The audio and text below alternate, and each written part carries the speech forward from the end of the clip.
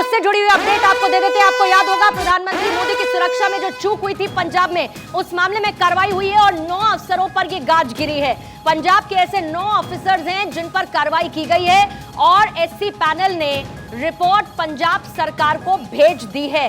20 minute तक प्रधानमंत्री मोदी का काफिला फंसा रहा था, आपको याद होगा किस तरीके से, और उस दौरान उनके आसपास प्रदर्शन लगातार हो रहा था। और यह एक बड़ी चूक का मामला था जब प्रधानमंत्री मोदी जा रहे थे पंजाब दौरे को लेकर, और उसी मामले में जब सुरक्षा में चूक हुई थी उसमें हुई है कार्रवाई। पंजाब के ऐसे 9 अफसर हैं जिन पर गाज गिरी है, रिपोर्ट पैनल की तरफ से भेज दी गई है पंजाब सरकार को। आदिति नागर हमारी संवाददाता इस पर और ज्यादा जानकारी के साथ इस वक्त जुड़ चुकी हैं। आदिति, पैनल की तरफ से जो रिपोर्ट पंजाब सरकार को भेजी गई उसमें क्या बताया गया?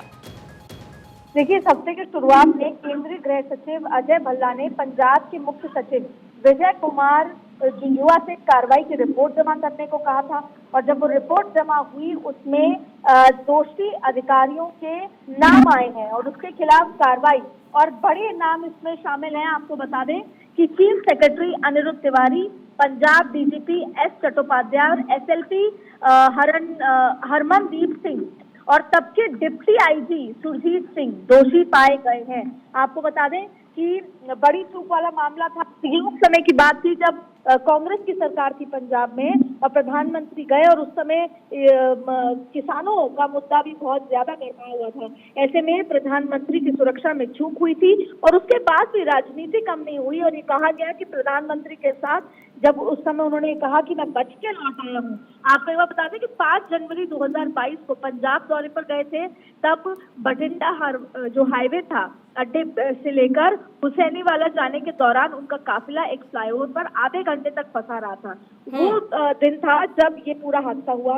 उसके बाद लंबे समय तक कोई कार्रवाई नहीं हुई। उसके बाद केंद्र ने रिपोर्ट मांगी और रिपोर्ट जो अब सामने आई है उसमें बड़े नाम सामने आए हैं जिन पर कार्रवाई की जाएगी।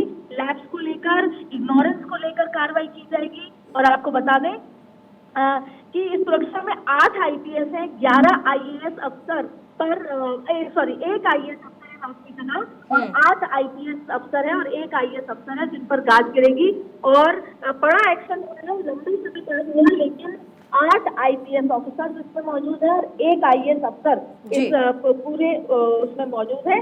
तो ये मामला था प्रधानमंत्री के सुरक्षा को चूक को लेकर। ठीक है, बहुत बहुत शुक्रिया आदिति पूरी जानकारी के लिए। अमित भी हमारे साथ मौजूद है। अमित, मुझे याद है सुप्रीम कोर्ट ने 5 सदस्यों की एक कमेटी का गठन किया था और उस पैनल को अपनी रिपोर्ट सौंपनी थी, लेकिन उस वक्त की चन्नी सरकार की तरफ से यह दावा किया गया था कि लास्ट मिनट पर प्रधानमंत्री का रूट बदल दिया गया। कितनी राजनीति, कितनी बयानबाजी उस दौरान हुई थी, लेकिन साफ तो यह है इस रिपोर्ट के बाद और कार्रवाई के बाद की लूप होल्स थे और सुरक्षा में एक बड़ी चूक हुई थी।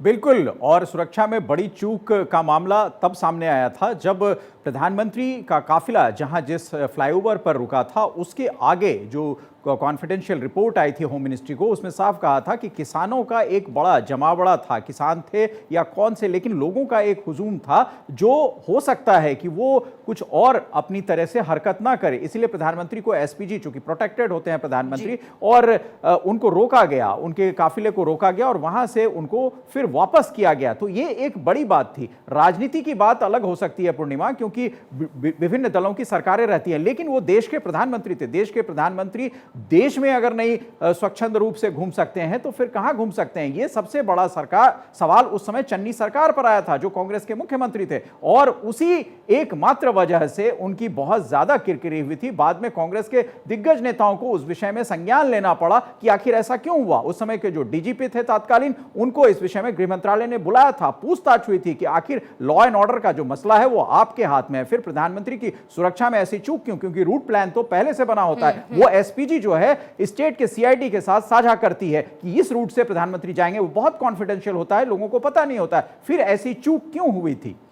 लेकिन इसमें अमित एक और बहुत महत्वपूर्ण बात कि राज्य सरकार पर इस मामले में जो दोषी अफसर थे उन पर कार्रवाई करने में देरी का भी आरोप लगा था, और जाहिर बात है कि उन आरोपों के साथ सियासत भी इस पर खूब गरमाई थी।